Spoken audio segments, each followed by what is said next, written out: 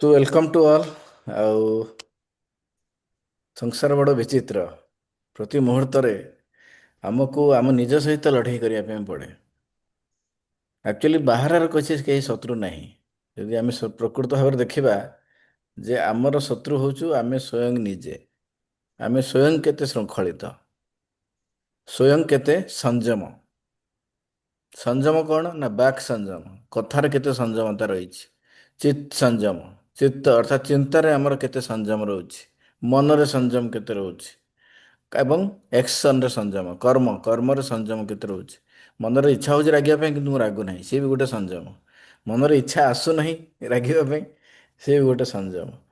ତେଣୁ ବାହାରେ କିଛି ନାହିଁ, ସବୁ ଅଛି ନିଜ ଭିତରେ। ନିଜ ଭିତରର ଆମର କେତେ ସାଧନା ରହୁଛି, କେତେ କନସିୟସନେସ୍ ଡେଭଲପ୍ ଆମେ କରୁଛୁ, ସୋ ଦ୍ୟାଟ୍ ସେତିକି ଆମେ ପାୱାର ଆମେ ଅର୍ଜିବା। ଯଦି ଆମେ କନସିୟସ୍ ହେଉଛୁ ଅର୍ଥାତ୍ ନିଜକୁ ନିଜେ ଫିଲ୍ କରୁଛୁ ଯେ ହଁ ମୋର କେଉଁଠି ୱିକନେସ୍ ଅଛି, ହଁ ମୁଁ କେଉଁ ଜାଗାରେ ରିଆକ୍ସନ୍ କରିଦେଲି, ହଁ ମୋର ଏଇ ଜାଗାରେ ମୋର ଦୁର୍ବଳତା ଅଛି, ଏଇ ଖାଦ୍ୟ ପ୍ରତି ମୋର ଦୁର୍ବଳତା ଅଛି, ମୁଁ ତାକୁ ଯେ ଆମେ ନିଜକୁ ନିଜେ ଷ୍ଟଡି କରୁନୁ, ସେଲ୍ଫ ଆନାଲିସିସ୍ ଯେଉଁଟାକୁ କୁହାଯାଏ, ତାହେଲେ ଆମେ ଯେତେ ବାହାର ଜିନିଷ ଶୁଣିଲେ ମଧ୍ୟ ଆମର କିଛି କାମରେ ଆସିବ ନାହିଁ। ଆମର ହଜାରେ ୟୁଟ୍ୟୁବ୍ ଭିଡ଼ିଓ ଅଛି। ଆପଣ ଯଦି ଗୋଟେ ଆଜିକାଲିକା ଦୁନିଆରେ ଇନଫର୍ମେସନ୍ ଇଜ୍ ଓଭରଲୋଡେଡ୍। କୌଣସି ଗୋଟେ ଜିନିଷରେ ଜାଣିବା ପାଇଁ ଚାହିଁଲେ ଯଦି ଆପଣ ଆମର ଇଣ୍ଟରନେଟ୍ରେ ମାରୁଛନ୍ତି, ଚାଟ୍ ଜିପିଟି ହଉ, ୟୁଟ୍ୟୁବ୍ ହଉ, ଗୁଗୁଲ୍ ହଉ, ମାନେ ଦେର୍ ସୋ ମେନି ଥିଙ୍ଗସ୍। ଆପଣ ଖାଲି କହିବେ ଯେ ମୁଁ ଜାଣିବା ପାଇଁ ଚାହୁଁଛି ଯେ ବାଦାମ ବା ପିନଟ୍ର ପ୍ରୋଟିନ୍ କେତେ ଅଛି, ଗ୍ଲାଇସେମିକ୍ ଲୋଡ୍ କେତେ ଅଛି, ସବୁ ଇଣ୍ଟରନେଟ୍ ଦେଖାଇଦେବ ଆପଣଙ୍କୁ। କିଛି କାହାକୁ ପଚାରିବା ଦରକାର ନାହିଁ, ଇଣ୍ଟରନେଟ୍ରେ ସବୁ ଅଛି। ଇମ୍ପୋର୍ଟାଣ୍ଟ ସେଇଟା ନୁହଁ। Important information is not important. Important ହେଉଛି ଆର୍ ୟୁ ୱାଇଜ୍ ପର୍ସନ୍। ଦୁଇଟା ଡିଫରେନ୍ସ ଅଛି। ଗୋଟେ ଇନଫର୍ମ ପର୍ସନ୍, ବହୁତ ଜିନିଷ ଜାଣିଛନ୍ତି, ଆଉ ଗୋଟେ ହେଉଛି wise person. Are U A wise person? ଆପଣଙ୍କ ଭିତରେ ସେ ୱିଜଡମ୍ ଆସିছে କି ନାହିଁ? ଇନଫର୍ମେସନ୍ ତ ବହୁତ ଜିନିଷ ଆପଣ କହିଦେବେ ଯେ ଏଇଟା ଖାଇବା କଥା ନୁହଁ, ସେଇଟା ଖାଇବା କଥା, ଡାଇବେଟିସ୍ ପେସେଣ୍ଟ ଏଇଟା କରିବା କଥା ନୁହଁ, ସେଇଟା କରିବା କଥା। ତେଣୁ ଆମର ବେସିକାଲି ମୋର ଯେଉଁଟା ଫୋକସ୍ ରହେ ମୋ ପେସେଣ୍ଟମାନଙ୍କୁ, ମୁଁ ସେଇଟା ଟ୍ରେନିଂ ସବୁବେଳେ ଦିଏ ଯେ ଇନଫର୍ମେସନ୍ଟା ବଡ଼ ଜିନିଷ ନୁହଁ। ଇନଫର୍ମେସନ୍ ମିଳିଯିବ, ଆପଣ ଯେଉଁ ଜିନିଷ ଜାଣିବା ପାଇଁ ଚାହିଁବେ ସେଇଟା ମିଳିଯିବ। ସବୁଠୁ ବଡ଼ ଜିନିଷ ହେଉଛି ଆର୍ ୟୁ ୱାଇଜ୍? ଆପଣଙ୍କ ଭିତରେ ସେ ବିଜ୍ଞ ଭାବ ଆସିଛି କି? ବିଜ୍ଞତା, ନଲେଜ ଆଉ ୱିଜଡମ୍ ଦୁଇଟା ଅଲଗା ଜିନିଷ। ନଲେଜଟା ହେଉଛି ଇନଫର୍ମେସନ୍। ଗୋଟେ ଛୁଆ ପାଠ ପଢ଼ିଲା, ବହୁତ ଜିନିଷ ମନେ ରଖିଦେଲା, ଦ୍ୟାଟ୍ ଇଜ୍ ଇନଫର୍ମେସନ୍। ୱିଜଡମ୍ କେତେବେଳେ? ତାକୁ ଉପଲବ୍ଧିରେ ରଖିବା। ଲୋକଙ୍କୁ ମୁଁ ଜାଣେ ଯେ ଦୁଃଖୀ ଦରିଦ୍ରଙ୍କୁ ସାହାଯ୍ୟ କରିବା କଥା, ଏଇଟା ହେଉଛି ଇନଫର୍ମେସନ୍। ଯେତେବେଳେ ମୁଁ ରାସ୍ତାରେ ଯାଉଛି, ବହୁତ ବ୍ୟସ୍ତ ଅଛି, ମୋତେ ଜଣେ ସାହାଯ୍ୟ ମାଗୁଛି, ମୁଁ ତାକୁ ସାହାଯ୍ୟ ଦେଲି କି? ସେଇଠି ଆସିଲା ଯେ ତୁମ ଇନଫର୍ମେସନ୍ଟା ତୁମର କାମରେ ଲାଗିଲା ନା ଲାଗିଲାନି। That is called wisdom, that is called ଜ୍ଞାନ। ଏବଂ ସେଇଟା କେମିତି ଆସିବ ନା ଆମକୁ ସାଧନା କରିବା ପାଇଁ ପଡ଼ିବ। ନିଜକୁ, ନିଜ ଉପରେ, ଅନ୍ୟମାନଙ୍କ ଉପରେ ନୁହଁ। ଆମେ ସବୁବେଳେ, ଆମର ମଣିଷର ପ୍ରବୃତ୍ତି ଥାଏ ଅନ୍ୟର ଭୁଲ କାଢ଼ିବା, ଅନ୍ୟକୁ କହିବା ଭାଇ ତୁ ଏଇଟା କହିଲୁ, ସେଇଟା ଭୁଲ କହିଲୁ, ସେଇଟା ଠିକ୍ କହିଲୁ, ହେଲା କି? କିନ୍ତୁ ଆମେ ନିଜକୁ କେବେ ଦେଖୁନା ଯେ ମୁଁ କେଉଁଠି କାହାକୁ କଷ୍ଟ ଦେଇଛି, ମୁଁ କେବେ କେଉଁଠି କାହାକୁ ଆଘାତ ଦେଇଛି, ମୋର କେଉଁଠି ରାଗିବାର ନଥିଲା, ମୁଁ ରାଗିଦେଲି। ମୋ ଭିତରେ କୌଣସି ଖରାପ ଚିନ୍ତା ଆସିଲା କି? ଯଦି ଆସିଲା, କାହିଁକି ଆସିଲା? ତାକୁ କେମିତି ମୁଁ ନଲିଫାଇ କରିମି, ତାକୁ କେମିତି ମୁଁ ଜିରୋ କରିମି? ତ ସିଏ ହେଉଛି ବଡ଼ ଜିନିଷ। ଏବଂ ସେଇଟା କେମିତି ଆସିବ ନା ନା ଦୈନନ୍ଦିନ ସାଧନା ଟିକେ କରିବା ପାଇଁ ପଡ଼ିବ, ଅର୍ଥାତ୍ ଟିକେ ମେଡ଼ିଟେସନ୍ କରିବା ପାଇଁ ପଡ଼ିବ। ମେଡ଼ିଟେସନ୍ର ମାନେ ଗୋଟାଏ ଜିନିଷ ଯେ ନିଜର ଯେଉଁ ବ୍ରିଦିଂ ବା ନିଶ୍ୱାସର ପ୍ୟାଟର୍ନ, ତାକୁ ଆପଣ କେତେ ଫୋକସ୍ କରୁଛନ୍ତି, ଆଉ କିଛି ନାହିଁ। କିଛି ରକେଟ୍ ସାଇନ୍ସ ନାହିଁ ଏ ମେଡ଼ିଟେସନ୍ର। ଗୋଟାଏ ପ୍ରିନ୍ସିପଲ୍ ମେଡ଼ିଟେସନ୍। ମୁଁ ବହୁତ ଧର୍ମ ଅନୁଷ୍ଠାନରେ ବୁଲିଛି, ବିଭିନ୍ନ ପ୍ରକାର ସାଧନା ପଦ୍ଧତି ସବୁ ଶିଖିଛି, ଏବଂ ସେ ଗୋଟାଏ ଜିନିଷ ମୁଁ ଜାଣିଛି ଯେ କେବଳ ନିଜର ନିଶ୍ୱାସ ଉପରେ ଯିଏ ଫୋକସ୍ କରୁଛି, ବର୍ତ୍ତମାନ ମୁଁ ନିଶ୍ୱାସ ନେଲି, ଏଇ ନିଶ୍ୱାସଟାକୁ ମୁଁ କେତେ ଫୋକସ୍ କରୁଛି।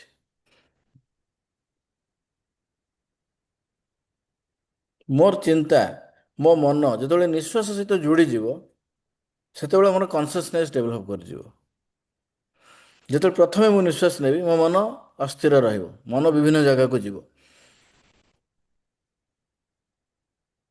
କିନ୍ତୁ ଧୀରେ ଧୀରେ ଯେତେବେଳେ ମୁଁ ନିଶ୍ୱାସକୁ ଲମ୍ବା ନିଶ୍ୱାସ ନେବି, ଲମ୍ବା ନିଶ୍ୱାସ ଛାଡ଼ିବି, ଧୀରେ ଧୀରେ ମୋ ମନଟାକୁ ଯେତେବେଳେ ନିଶ୍ୱାସ ସହିତ ଯୋଡ଼ିଦେବି, ସେତେବେଳେ ମୋ ମନ ଗୋଟେ ଶାନ୍ତ ଅବସ୍ଥାକୁ ଯିବ। ଏବଂ ସେହି ଶାନ୍ତ ଅବସ୍ଥା ସମୟରେ ଆପଣଙ୍କ ଭିତରେ ୱିଜଡମ୍ ଆସିଯିବ।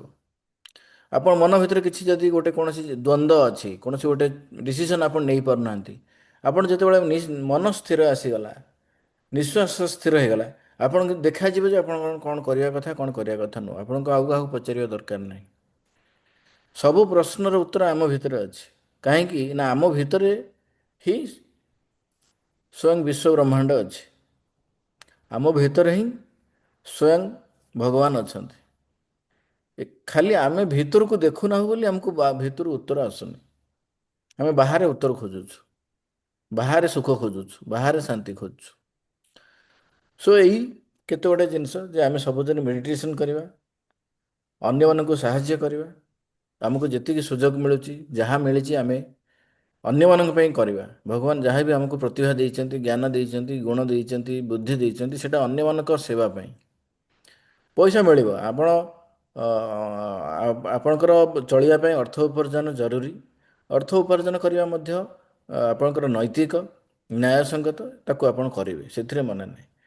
କିନ୍ତୁ ତା ସହିତ ଆମେ ସାହାଯ୍ୟ କରିବା ଏବଂ ଯେଉଁ ଅର୍ଥ ଉପାର୍ଜନ ମଧ୍ୟ କରିବା ତାକୁ ନ୍ୟାୟସଙ୍ଗତ ରଖିବା। ନ୍ୟାୟରେ ଅର୍ଥ ଉପାର୍ଜନ କରିବା, ଅନ୍ୟାୟ ପଥକୁ ଯିବା ନାହିଁ। ଏବଂ ଏଇଟିକି ପରେ ଆମେ ବର୍ତ୍ତମାନ ଯିବା ଯେ ଆମର ଡାଇବେଟିସରେ ଖାଦ୍ୟର ଆମେ ଜାଣିଛୁ ଯେ ଆମକୁ କାର୍ବୋହାଇଡ୍ରେଟ୍ ବା ଶ୍ୱେତସାର ଜାତୀୟ ଖାଦ୍ୟ କମ୍ ଖାଇବା ପାଇଁ ପଡ଼ିବ ଏବଂ ପ୍ରୋଟିନ୍ ଜାତୀୟ ଖାଦ୍ୟ ଅଧିକ ଖାଇବା ପାଇଁ ପଡ଼ିବ। ବର୍ତ୍ତମାନ ପ୍ରୋଟିନ୍ ଖାଦ୍ୟକୁ ଆମେ କେମିତି ଖାଇବା, କିଭଳି ଖାଇବା, ତା'ର ଗୋଟେ ପାୱାର ପଏଣ୍ଟ ମୁଁ ରଖିଛି। ସେ ପାୱାର ପଏଣ୍ଟଟାକୁ ଆମେ ଟିକେ ଆଲୋଚନା କରିବା ଏବଂ ତାକୁ ବୁଝିବା ଯେ କେଉଁ ଜିନିଷ ମୁଁ ଚାହୁଁଛି ଆପଣମାନଙ୍କୁ କହିବା ପାଇଁ। ସୋ ପାୱାର ପଏଣ୍ଟ,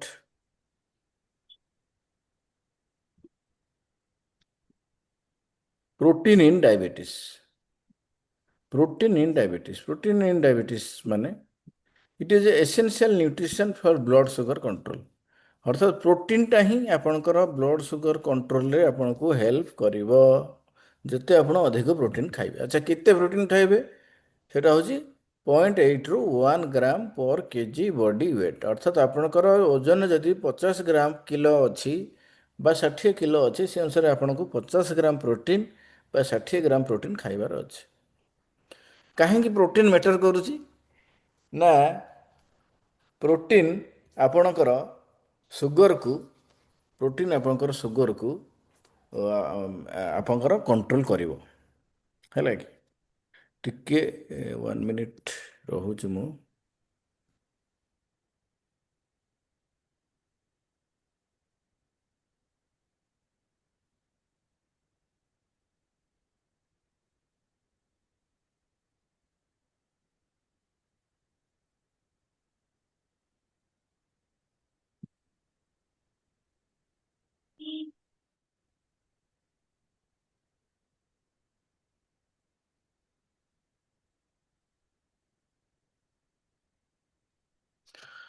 ପ୍ରୋଟିନ୍ ଆପଣମାନଙ୍କର ସୁଗର କଣ୍ଟ୍ରୋଲ କରିବାରେ ହେଲ୍ପ କରିବ, ପ୍ରଥମ ଜିନିଷ। ଦ୍ୱିତୀୟ ଜିନିଷ ହେଉଛି ଯେଉଁ କାର୍ବୋହାଇଡ୍ରେଟ୍ କ୍ରାଭିଂ ବା ଭୋକ ବହୁତ ଲାଗିବା, ସେଇଟା ପ୍ରୋଟିନ୍ ଖାଇଲେ ଆପଣଙ୍କର ଯେଉଁ ସାଟିଏଟି ସେଣ୍ଟର ସେଇଟା ସାଟିସ୍ଫାଏ ହେଇଯିବ ଏବଂ ଆପଣଙ୍କୁ ଭୋକ ବେଶୀ ଲାଗିବ ନାହିଁ। ତାପରେ ଆପଣଙ୍କର ମସଲ୍ ମେଣ୍ଟେନାନ୍ସ ରହିବ, ଆପଣଙ୍କର ଲିନ୍ ବଡି ମାସ୍ ମେଣ୍ଟେନ୍ ହେବ, better metabolism and boost calorie burning. ତେଣୁ ପ୍ରୋଟିନ୍ଟା, ସେଥିପାଇଁ ସୁଗର ଅଛି ମାନେ, ଡାଇବେଟିସ୍ ଅଛି ମାନେ ପ୍ରୋଟିନ୍ ଅଧିକ ଆପଣଙ୍କୁ ଖାଇବା ପାଇଁ ପଡ଼ିବ। ଏବଂ କେତେ ଖାଇବା ପାଇଁ ପଡ଼ିବ? ଯଦି ଅଡଲ୍ଟ ଅଛନ୍ତି, ଆପଣ କାମ କମ୍ କରୁଛନ୍ତି, ତାହେଲେ ଆପଣ 0.8, ଆକ୍ଟିଭ୍ କାମ କରୁଛନ୍ତି 1.2, ଆଥଲେଟ୍ ଯଦି ଆପଣ ଆଥଲେଟିକ୍ ଏକ୍ସରସାଇଜ୍ ତାହେଲେ 1.4, ଯଦି କିଛି ସର୍ଜରୀ ହେଇଛି ତାହେଲେ 1.2 ବା ତାଠୁ କମ୍। ତ ଓଭରଅଲ୍ ଯଦି ଦେଖିବା, ବେସିକ୍ ଇଏ ହେଉଛି 0.8ରୁ 1, 0.8ରୁ 1। ଆମେ ସେଡେଣ୍ଟାରୀରେ, ଆମର ନର୍ମାଲି ଆମେ ରହୁଛୁ ସେଡେଣ୍ଟାରୀରୁ ଆକ୍ଟିଭ୍ ଭିତରେ। ସୋ 0.8ରୁ 1.2 ପାଠ କହୁଛି। ଏବଂ ପ୍ରୋଟିନ୍ କ'ଣ କ'ଣ ରହୁଛି ତାକୁ ଆମେ ଡିଟେଲ୍ ଡିସ୍କସନ୍ କରିବା ପଛରେ। Lentils, chickpea plant based, beans, tofu, nuts, seeds plant based. Lean ମିଟ୍ସରେ ଆସିଲା chicken, turkey, fish, lean beef, egg white, low fat yogurt, dairy ଆଉ ଏଗ୍ରେ ଆସିଗଲା ଆପଣଙ୍କର whole egg, milk, Greek yogurt, cottage cheese ମାନେ ଛେନା, ଦେନ୍ ଲୋ ଫ୍ୟାଟ୍ ଚିଜ୍। ତ ଏଗୁଡ଼ିକ ମଧ୍ୟ ପ୍ରୋଟିନ୍ ସୋର୍ସରେ ଆସୁଛି, ପ୍ରୋଟିନ୍ ପ୍ଲସ୍ ଫ୍ୟାଟ୍ ଏଗୁଡ଼ାକ। ଏବଂ ଯଦି ତାକୁ ଦେଖିବା ଚିକେନରେ 100ରୁ 30 ଗ୍ରାମ ପ୍ରୋଟିନ୍ ରହୁଛି। ସାଲମନ୍ 100 ଗ୍ରାମରୁ 25। ଅଣ୍ଡା ଗୋଟେ ଅଣ୍ଡା 6 ଗ୍ରାମ ପ୍ରୋଟିନ୍। ଯଦି ଆପଣଙ୍କର ହିସାବ କରିଦେବେ ଆପଣଙ୍କର 50 ଗ୍ରାମ ଆପଣଙ୍କୁ ପ୍ରୋଟିନ୍ ଦରକାର, ତାହେଲେ ଆପଣ 3ଟାରୁ 4ଟା ଅଣ୍ଡାରେ 24 ଗ୍ରାମ ପ୍ରୋଟିନ୍ ପାଇଗଲେ। 4ଟା ଅଣ୍ଡା 24 ଗ୍ରାମ ପ୍ରୋଟିନ୍, ଡାଲି 100 ଗ୍ରାମରୁ 20 ଗ୍ରାମ ପ୍ରୋଟିନ୍, ବାଦାମ 100 ଗ୍ରାମରୁ 25 ଗ୍ରାମ ପ୍ରୋଟିନ୍ ହେଇଗଲା ଆପଣଙ୍କର ପ୍ରୋଟିନ୍ କ୍ୱାଲିଟି। ଏପଟେ ଅଣ୍ଡା ମଧ୍ୟ ଚାହିଁଲେ ଆପଣ କମେଇ ଦେଇପାରିବେ। ତ କାଲକୁଲେସନଟା ରଖିବା ଜରୁରୀ ମାଇଣ୍ଡରେ, କାଲକୁଲେସନ ରଖିବା ଜରୁରୀ। ଆଲମଣ୍ଡ ବହୁତ କମ୍ ପ୍ରୋଟିନ୍, କିନ୍ତୁ ଏଟା ଆପଣଙ୍କର ଭିଟାମିନ୍ସ ରହୁଛି, ମିନେରାଲ୍ସ ରହୁଛି, କ୍ୟାଲସିୟମ୍ ରହୁଛି ଏବଂ ଏଥିରେ ଫ୍ୟାଟ୍ ରହୁଛି। ସେଥିପାଇଁ ଆଲମଣ୍ଡ ମଧ୍ୟ ହେଲ୍ଦି ଫୁଡ଼୍ ବା ଡାଇବେଟିସ୍ ପେସେଣ୍ଟମାନଙ୍କୁ ଆମେ ଦେଉଛୁ। ଟଫୁ 15 ଗ୍ରାମ, କଟେଜ ଚିଜ୍ 14 ଗ୍ରାମ। ତେଣୁ ଛେନାରେ ବେଶୀ ପ୍ରୋଟିନ୍, 100 ଗ୍ରାମରେ 15ରୁ 18 ଗ୍ରାମ ପ୍ରୋଟିନ୍ ରହୁଛି। ତେଣୁ ଆପଣ 100 ଗ୍ରାମ ଛେନା ମଧ୍ୟ ଖାଇଲେ 18 ଗ୍ରାମ ପ୍ରୋଟିନ୍ ପାଇଗଲେ, 18-20 ଗ୍ରାମ ପ୍ରୋଟିନ୍ ପାଇଗଲେ। ଏବଂ ଏଇଟାକୁ ଯଦି ଦେଖିବା, ଏଇ ଯେଉଁ ଆମର ଇଏରେ ପିନଟ୍ ଯେଉଁଟା ବାଦାମ 23 ଗ୍ରାମ ପ୍ରୋଟିନ୍, 100ରୁ 23 ଗ୍ରାମ ପ୍ରୋଟିନ୍। ସନଫ୍ଲାୱାର ସିଡ୍ 23 ଗ୍ରାମ ପ୍ରୋଟିନ୍। ପିଷ୍ଟାଚିଓ 23 ଗ୍ରାମ ପ୍ରୋଟିନ୍, ଆପଣ ଦେଖି ଦେଇପାରିବେ ଏଗୁଡ଼ା ସବୁ। କାଶ୍ୟୁ ନଟ୍ କାଜୁରେ 18 ଗ୍ରାମ ପ୍ରୋଟିନ୍, ବହୁତ ଭଲ ପ୍ରୋଟିନ୍ ଅଛି କାଜୁରେ। ମୁଁ ସେଥିପାଇଁ କହେ ଆଲମଣ୍ଡ, କାଜୁ, ଆଲମଣ୍ଡ ଏଠି ଦେଖିପାରିବେ 18 ଗ୍ରାମ ପ୍ରୋଟିନ୍। ସଫଲା 17 ଗ୍ରାମ ପ୍ରୋଟିନ୍ 100 ଗ୍ରାମରେ। ତ ଏଇଟା ଟିକେ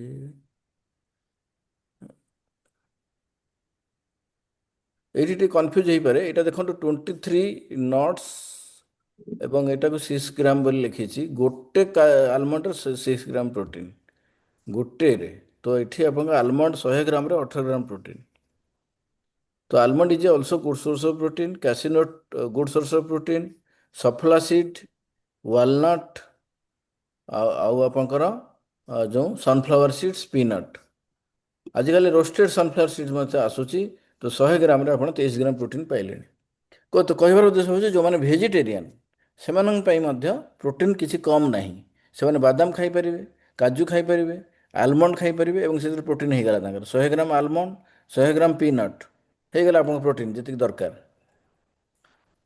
ତେଣୁ କିଛି ସେଠି ବ୍ୟସ୍ତ ହେବା ଦରକାର ନାହିଁ ଯେ ନିହାତି ଆମକୁ ନନଭେଜ୍ ଖାଇବା ଦରକାର। ଯଦି ନନଭେଜ୍ ଖାଉଛନ୍ତି it is well and good. ଯଦି vegetarian it is also well and good. Vegetarian ପାଇଁ ମଧ୍ୟ ଯଥେଷ୍ଟ ପ୍ରୋଟିନ୍ ସୋର୍ସ ଅଛି। ଏବଂ ଏଠି ଦେଖିପାରିବେ ଆପଣ ସୋୟାବିନ୍ 100 ଗ୍ରାମରେ 37 ଗ୍ରାମ ପ୍ରୋଟିନ୍ ବା 38 ଗ୍ରାମ ଯଦି ଧରିବା 38 ଗ୍ରାମ ପ୍ରୋଟିନ୍। ତ ସୋୟାବିନ୍ ଆପଣ ଡେଲି ଖାଇଲେ ଆପଣଙ୍କର ଯଦି 38 ଗ୍ରାମ ପ୍ରୋଟିନ୍ ରହିଲା, ତାହେଲେ ଆପଣଙ୍କୁ ଅନ୍ୟ କିଛି ଦରକାର ନାହିଁ। କାହିଁକିନା ତା ସହିତ ଅନ୍ୟ ଯେଉଁ ଆସୋସିଏଟେଡ୍ ଡାଲି ଖାଇଲେ ବା ଚଟଣି ଖାଇଲେ ସେଥିରୁ ମଧ୍ୟ ଆପଣ ପ୍ରୋଟିନ୍ ପାଇଗଲେ। ଡାଲି ଜାତୀୟ ଜିନିଷ ଯେତେ ସବୁ 20ରୁ 25 ଗ୍ରାମ ପ୍ରୋଟିନ୍। ଯେତେ ଡାଲି ଅଛି ଆମେ ଭାବୁ ଯେ ଡାଲିରେ ବହୁତ ପ୍ରୋଟିନ୍ ଥାଏ, ବଟ୍ 100 ଗ୍ରାମରେ 20ରୁ 25 ଗ୍ରାମ ପ୍ରୋଟିନ୍ ଡାଲିରେ ହିଁ ଥାଏ। ମୁଗ ଡାଲି, ଗ୍ରୀନ୍ ଗ୍ରାମ ମୁଗ ଡାଲି, ବ୍ଲାକ୍ ଗ୍ରାମ। ତେଣୁ ଏ ଯେଉଁ ଡାଲିରେ ସବୁ 21ରୁ 23 ଗ୍ରାମ ପ୍ରୋଟିନ୍। ଏବଂ ବିନ୍ସ ଯେଉଁଗୁଡ଼ା ସେଗୁଡ଼ାରେ ରହୁଛି ଆପଣଙ୍କର 19 ଗ୍ରାମ ପ୍ରୋଟିନ୍। ସୋ ଯେଉଁମାନେ vegetarian, beans is also good source of protein. 19ରୁ 20 ଗ୍ରାମ କିଛି ଖରାପ ନୁହଁ। 100 ଗ୍ରାମ ବିନ୍ସ ଖାଇଲେ ମଧ୍ୟ ଆପଣ ପ୍ରୋଟିନ୍ ପାଇଗଲେ।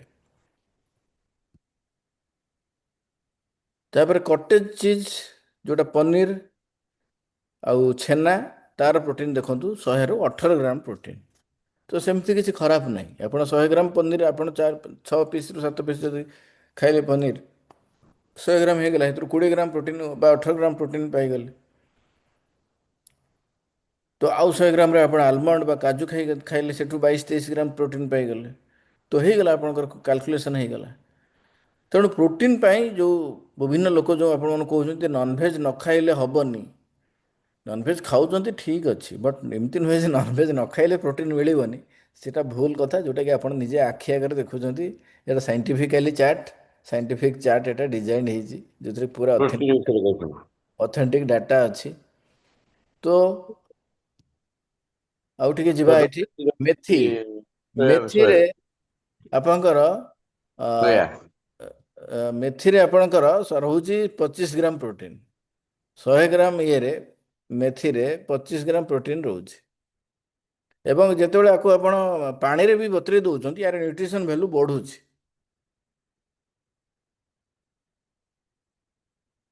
ଏବଂ ପିନଟ୍ ବଟର, ନର୍ମାଲି ଆମେ ବଟର ତ ଦେଉ, ପିନଟ୍ ବଟରରେ ମଧ୍ୟ 22 ଗ୍ରାମ ପ୍ରୋଟିନ୍ ରହୁଛି।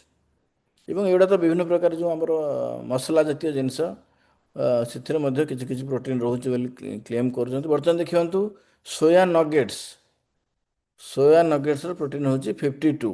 ମୁଗ ଡାଲ ବଡ଼ି, ମୁଗ ଡାଲ ବଡ଼ିରେ 23 ଗ୍ରାମ ପ୍ରୋଟିନ୍ ରହୁଛି। ଏବଂ ମଲ୍ଟିଗ୍ରେନ୍ ଅଟା, ବେସନ, ବେସନରେ 21 ଗ୍ରାମ ପ୍ରୋଟିନ୍ ରହୁଛି। ହେଲେ ତେଣୁ ଏଇ ଜିନିଷ ଗୁଡ଼ିକ ମଧ୍ୟ ଆପଣ ଖାଇପାରିବେ। ସୁଜିରେ କମ୍ ପ୍ରୋଟିନ୍ ରହୁଛି। ଓଟ୍ସ ଆମେ ରେକମେଣ୍ଡ କରୁନୁ ବେଶୀ, ଯେହେତୁ ଏଟା ଗହମର ପ୍ରଡ଼କ୍ଟ। ଚାଉମିନ୍ ଆମେ ରେକମେଣ୍ଡ କରୁନୁ, ତ ଏଗୁଡ଼ିକୁ ଆପଣ ଦେଖିବା ଦରକାର ନାହିଁ। ବେସନ, ମୁଗ ଡାଲି ବଡ଼ି, ସୋୟା ନଗେଟ୍, ଏଥିରେ ମଧ୍ୟ ଭଲ ପ୍ରୋଟିନ୍ ଆପଣ ପାଇପାରିବେ। ଏବଂ ନନ୍ଭେଜ୍କୁ ଯଦି ପଳେଇ ଆସିବେ, ଆପଣ ଦେଖିଲେ ଯେ ଗୋଟେ ଅଣ୍ଡାରେ 6 ଗ୍ରାମ ପ୍ରୋଟିନ୍ ଥିଲା, ତେଣୁ ଆପଣ 100 ଗ୍ରାମରେ ଆପଣ 4ଟା ଅଣ୍ଡାରେ ଆପଣ 16 ଗ୍ରାମ ପ୍ରୋଟିନ୍ ପାଇଗଲେ। ଏବଂ ର ଏଗ୍ସ 13 ଗ୍ରାମ, ଆଉ ବଏଲ୍ଡ ଏଗ୍ ସେ ପାଖାପାଖି ସେଇଆ, ବେଶୀ ଡିଫରେନ୍ସ ନାହିଁ। ଏଗ୍ରେ ଆପଣ 1 ଗ୍ରାମ 6 ଗ୍ରାମ, ଗୋଟେ ଅଣ୍ଡା 6 ଗ୍ରାମ ପ୍ରୋଟିନ୍, ସେତିକି ମନେ ରଖିକି ଚାଲିବେ ଯେ 4ଟା ଅଣ୍ଡା ଖାଇବେ। ଯଦି ନନ୍ଭେଜ୍ ଖାଉଛନ୍ତି 4 egg is sufficient, 28 gram protein ପାଇଗଲେ। ଆଉ ଯଦି 100 ଗ୍ରାମ ସୋୟା ଖାଉଛନ୍ତି 48 ରୁ 50 ପ୍ରୋଟିନ୍ ପାଇଲେ। ମାଛ, ମାଛରେ ମଧ୍ୟ ଆପଣ ଦେଖନ୍ତୁ ଟୁନା ଫିସ୍ ଯେଉଁଟା, ସେଇଟା ସବୁଠୁ ଅଧିକା ପ୍ରୋଟିନ୍, ଯେଉଁଟାକି ନର୍ମାଲି ଯେଉଁ ହୋଟେଲ ଫୋଟେଲ ବଡ଼ ବଡ଼ ହୋଟେଲରେ ଦିଅନ୍ତି ଟୁନା। ଆଉ ତା ସହିତ ଆମର ନର୍ମାଲ ମାଛ ଯେଉଁ 20ରୁ 22 ରହୁଛି ପ୍ରୋଟିନ୍ 100 ଗ୍ରାମ ମାଛରେ। ନର୍ମାଲି ମାଛ ତ ଆପଣ 200 ଗ୍ରାମ ଖାଇପାରିବେ, ତେଣୁ ଇଟ୍ ଇଜ୍ କିଛି ଖରାପ ନାହିଁ। 200 ଗ୍ରାମ ଅଧିକ ମାଛ ଖାଇଲେ ମଧ୍ୟ ଆପଣ ପ୍ରୋଟିନ୍ 40 ଗ୍ରାମ ହେଇଗଲା। ତ ପ୍ରୋଟିନ୍ କମେଇବା ନାହିଁ, ଆମେ ପ୍ରୋଟିନ୍ଟା ସବୁବେଳେ ବଢ଼େଇବା। ବହୁତ ସମୟରେ ଆମର ମଧ୍ୟ ଯେଉଁଟା ଡାଇଜେଷ୍ଟିବଲ୍ ଇସ୍ୟୁ ଥାଏ, ଯେଉଁଥିରେ ନେଟ୍ ପ୍ରୋଟିନ୍ ୟୁଟିଲାଇଜେସନ୍ ଗୋଟେ କାଲକୁଲେସନ୍ ଅଛି, ଯେ ଯେଉଁ ଆକ୍ଚୁଆଲି ଯାହାର ଡାଇଜେସନ୍ ପ୍ରୋବ୍ଲେମ୍ ଏବଂ ଯାହାର ଆବଜର୍ପସନ୍ ହେଉନାହିଁ ଖାଦ୍ୟନଳୀରୁ, ତ ସେ ଜାଗାରେ ସେ ପ୍ରୋଟିନ୍ ଖାଇଲେ ମଧ୍ୟ ସେ ପ୍ରୋଟିନ୍ଟା ତ ତା ଦେହକୁ ଗଲାନି ନା। 100 ଗ୍ରାମ ସେ ଅଣ୍ଡା ଖାଇଲା, କିନ୍ତୁ ଅଣ୍ଡା ତା ଦେହରେ ଯାଉନି, ହଜମ ହେଉନି। ତ ସେଇ ଜିନିଷ ଆପଣ ଜାଣିବା ଦରକାର ଯେ ଏଭ୍ରି ବଡି ଇଜ୍ ୟୁନିକ୍। ପ୍ରତ୍ୟେକ ଶରୀର ହେଉଛି ଗୋଟେ ସ୍ୱତନ୍ତ୍ର। ତେଣୁ ଆପଣଙ୍କ ବଡି କ'ଣ ଆଡପ୍ଟ କରୁଛି, କାହାକୁ କାହା ଦେହରେ ଅଣ୍ଡା ଯାଏନି, କାହାକୁ ଅଣ୍ଡା ଭଲ ଲାଗେ, କାହା ଦେହରେ ଚିକେନ୍ ଯାଏନି, କାହାକୁ ମଟନ୍ ଭଲ ଲାଗେ, ହେଲେ କି? ତ କାହାକୁ କିଏ ଛେନା ଖାଇପାରେନି, ଛେନା ଦେଖିଲେ ବାନ୍ତି ଲାଗେ, କାହା କ୍ଷୀର ଦେଖିଲେ ବାନ୍ତି ଲାଗେ, କାହାକୁ ଘିଅ ଦେଖିଲେ ବାନ୍ତି ଲାଗେ। ତେଣୁ ଆପଣଙ୍କୁ ଆପଣଙ୍କ ଡାଏଟ୍ କଷ୍ଟମାଇଜ୍ କରିବା ପାଇଁ ପଡ଼ିବ। It is not the responsibility of the doctor or A dietitian. ଏଇଟା ହେଉଛି ରେସ୍ପନ୍ସିବିଲିଟି ହେଉଛି ଆପଣଙ୍କର। ସେଥିପାଇଁ ଆମେ ଆପଣଙ୍କୁ ପଢ଼ାଉଛୁ, ନିଜ ଡାଏଟ୍ ନିଜେ କରିବେ। ପାଠଟାକୁ ଖାଲି ଆପଣ ଜାଣିବା ଦରକାର ଯେ ମୋତେ ପ୍ରୋଟିନ୍ କେତେ ଖାଇବାର ଅଛି, ମୋର ଓଜନ କେତେ, ମୋର ପ୍ରୋଟିନ୍ କେତେ, ଏବଂ କେଉଁ କେଉଁ ଜିନିଷକୁ ମୁଁ ଖାଇଲେ ମୋର ପ୍ରୋଟିନ୍ ରିକ୍ୱାରମେଣ୍ଟ ଠିକ୍ ଆସିଯିବ। ପ୍ରୋଟିନ୍ କେମିତି ବ୍ଲଡ଼ ସୁଗର କରେ ନା, ଡାଇଜେସନକୁ ସ୍ଲୋ କରିଦିଏ। ଗ୍ଲାଇସେମିକ୍ ଇଣ୍ଡେକ୍ସ ଯେଉଁ ଖାଦ୍ୟ ସହିତ ଥାଏ କାର୍ବୋହାଇଡ୍ରେଟ୍, ତାକୁ କମେଇ ଦିଏ। ଇନ୍ସୁଲିନ୍ ସେନ୍ସିଟିଭିଟି ବଢ଼ାଏ। Regular protein intake enhance your insulin sensitivity. ଆଉ ହଙ୍ଗର ସ୍ପାଇକ୍, ଯେଉଁଟା ମୁଁ କହିଲି କାର୍ବୋହାଇଡ୍ରେଟ୍ କ୍ରାଭିଂ, ଡାଇବେଟିସ୍ ପେସେଣ୍ଟମାନଙ୍କୁ ବହୁତ ଖାଇବାର ଇଚ୍ଛା ହୁଏ, ଯେଉଁ ସେ ଇଚ୍ଛାଟା ମାରିଦିଏ। ତ ସେଥିପାଇଁ ଆପଣଙ୍କୁ ହେଭି ପ୍ରୋଟିନ୍ ଖାଇବାର ଅଛି। ଆଇଡାଲ୍ ପ୍ଲେଟ୍ କମ୍ପୋଜିସନରେ ଆପଣ ଦେଖିପାରୁଥିବେ, ଏ ଯେ half plate with vegetables and 25ରୁ 30 ଆପଣଙ୍କର ପ୍ରୋଟିନ୍ ରହିବ। 25ରୁ 30% ଆପଣଙ୍କ ପ୍ରୋଟିନ୍ ରହିବ। ଦେନ୍ ବ୍ରେକଫାଷ୍ଟରେ ଆପଣ ଏଗ୍ ନେଇପାରିବେ, ଆଉ ପ୍ରୋଟିନ୍ ଆପଣଙ୍କର ଅଧିକ ରଖିବେ। ଲଞ୍ଚରେ ବ୍ରେକଫାଷ୍ଟରୁ ଅଧିକ ରଖିବେ, ଡିନରରେ କମ୍ ପ୍ରୋଟିନ୍ ରଖିବେ। ନର୍ମାଲି ଡିନରରେ ଆପଣ ନନ୍ଭେଜ୍ ଆଭଏଡ଼ କରିବେ ବା ହେଭି ପ୍ରୋଟିନ୍ ଆଭଏଡ଼ କରିବେ। ସେହି ସମୟରେ ଅଧିକ ଲାଇଟ୍ ଫୁଡ଼୍ ନେବେ, ଡିନରରେ ଲାଇଟ୍, ବ୍ରେକଫାଷ୍ଟ ଆଉ ଲଞ୍ଚ ଆପଣଙ୍କର ହେଭି ହେବା ଦରକାର। ଏବଂ ଏଇଟା ତ ସେ ଗୋଟେ ଦେଇଛି, ଯେଉଁଟାକି ଆପଣମାନେ ଜାଣିଛନ୍ତି, ଆପଣ ନିଜ ହିସାବରେ କରିବେ। Protein and weight management. Protein ଅଧିକ ନେଇକି ଆପଣଙ୍କୁ ୱେଟ୍ ମ୍ୟାନେଜ୍ କରିବାର ଅଛି। ଆପଣଙ୍କୁ ଲିନ୍ ମାସ୍କୁ ଆପଣଙ୍କୁ ଷ୍ଟ୍ରେଙ୍ଗଦେନ୍ କରିବାର ଅଛି। ଆପଣଙ୍କ ୱେଟ୍ ଗେନ୍ କରିବାର ଅଛି, କାହିଁକିନା ନର୍ମାଲି ଆମର ଯେଉଁ ଡାଇବେଟିସ୍ ପ୍ରୋଟୋକଲ୍ରେ ୱେଟ୍ ଲସ୍ ହେଇଯାଏ। ତ ୱେଟ୍ ଗେନ୍ କରିବା ପାଇଁ ପ୍ରୋଟିନ୍ ଅଧିକ ନେବା ପାଇଁ ପଡ଼ିବ। ଆଉ ଏକ୍ସରସାଇଜ୍ କରିବା ପାଇଁ ପଡ଼ିବ, ଷ୍ଟ୍ରେଙ୍ଗଦେନିଂ ଏକ୍ସରସାଇଜ୍ କରିବା ପାଇଁ ପଡ଼ିବ, ଷ୍ଟ୍ରେଚିଂ ଏକ୍ସରସାଇଜ୍ କରିବା ପାଇଁ ପଡ଼ିବ।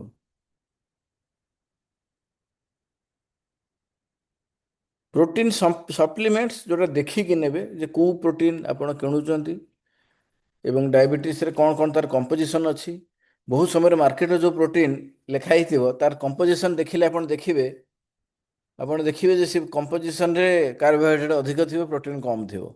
ଟିକେ ଦେଖିବେ, ମୁଁ ନାଁ ନେବିନି କିନ୍ତୁ ମାର୍କେଟରେ ବହୁତ କମନଲି ବିକ୍ରି ହେଉଛି ଗୋଟେ ପ୍ରୋଟିନ୍ ଯେଉଁଟାକି ଡାଇବେଟିସ୍ ପେସେଣ୍ଟଙ୍କ ପାଇଁ।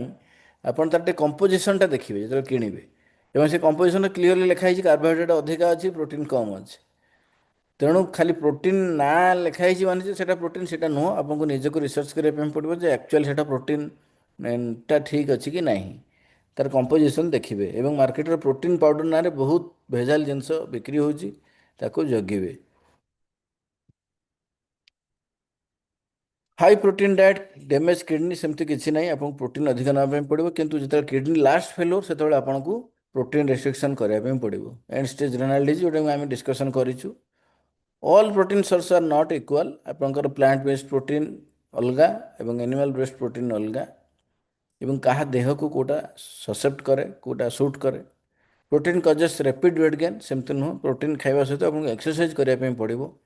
ବଡ଼ିକୁ ମେଣ୍ଟେନ୍ କରିବା ପାଇଁ ହେଲେ ହାଇଡ୍ରେସନ୍ କରିବା ପାଇଁ ପଡ଼ିବ, ଫାଇବର ଅଧିକା ଖାଇବା ପାଇଁ ପଡ଼ିବ, ଏବଂ ୱେଟ୍କୁ ସେଥିପାଇଁ ସେ ହିସାବରେ ମ୍ୟାନେଜ୍ କରିବା ପାଇଁ ପଡ଼ିବ। ସୋ ଟୁ ସମରାଇଜ୍, ଯଦି ମୁଁ ତାକୁ ବର୍ତ୍ତମାନ ସମରାଇଜ୍ କରିଦେମି ଆପଣଙ୍କର ପ୍ରୋଟିନ୍ ବିଷୟରେ ସମରାଇଜ୍ କରି, ପ୍ରଥମ ଜିନିଷ ହେଉଛି ଯେ ଆମର 0.8ରୁ 1 ଗ୍ରାମ ପର୍ କେଜି ବଡି ୱେଟ୍ରେ ପ୍ରୋଟିନ୍ ଆମକୁ ଖାଇବାର ଅଛି। ଯଦି ମୁଁ ଭେଜିଟେରିଆନ୍ ତାହେଲେ ମୋ ପାଇଁ ସୋର୍ସ ରହୁଛି ସୋୟା, ମୋ ପାଇଁ ସୋର୍ସ ରହୁଛି sunflower seeds, pumpkin seeds, methi seeds and paneer, ଛେନା, ଏଗୁଡ଼ିକ ପ୍ରୋଟିନ୍ ସୋର୍ସ ରହୁଛି। ତା ସହିତ ମୋ ପାଖରେ ବାଦାମ ଅଛି, ଆଲମଣ୍ଡ ଅଛି, କାଜୁ ଅଛି, ଏଗୁଡ଼ିକ ମଧ୍ୟ ଭଲ ପ୍ରୋଟିନ୍ ସୋର୍ସ। ଯଦି ମୁଁ ନନଭେଜ୍ ଅଛି ତାହେଲେ ମୋ ପାଇଁ chicken, mutton, prawn all are the good protein source. ଯେତେବେଳେ ଆମେ ପ୍ରୋଟିନ୍ ଖାଉଛୁ ତା ସହିତ ଆମେ ଫାଇବର ଖାଇବା, ଫ୍ୟାଟ୍ ଖାଇବା। ଫାଇବର ମାନେ ଅଧିକ ସାଲାଡ଼ ଜାତୀୟ ଖାଦ୍ୟ ଖାଇବା। ରାତିରେ ଅଧିକ ହେଭି ପ୍ରୋଟିନ୍ ଖାଦ୍ୟ ଆମେ ଖାଇବା ନାହିଁ। ଆମର ବ୍ରେକଫାଷ୍ଟ ଆଉ ଲଞ୍ଚ ସେଇଟା ସବୁଠୁ ଅଧିକ ପ୍ରୋଟିନ୍ ରହିବ। ଏବଂ ପ୍ରୋଟିନ୍ ଯେତେବେଳେ ମାର୍କେଟରୁ ଆମେ କିଛି କିଣିବା ତାହେଲେ ତାକୁ ଦେଖିକି କିଣିବା, ତାର କମ୍ପୋଜିସନ୍ ଦେଖିବା। So this is all about protein. ଆମକୁ ପ୍ରୋଟିନ୍ ଅଧିକ ଖାଇବାର ଅଛି ଏବଂ ତା ସହିତ ଆମକୁ ୱେଟ୍ ଗେନ୍ ବା ଷ୍ଟ୍ରେଙ୍ଗଦେନିଂ ଏକ୍ସରସାଇଜ୍ କରିବାର ଅଛି, ଯୋଗ କରିବାର ଅଛି, ମେଡ଼ିଟେସନ୍ କରିବାର ଅଛି, ଏବଂ ଆମ ସୁଗରକୁ କଣ୍ଟ୍ରୋଲ୍ କରିବାର ଅଛି।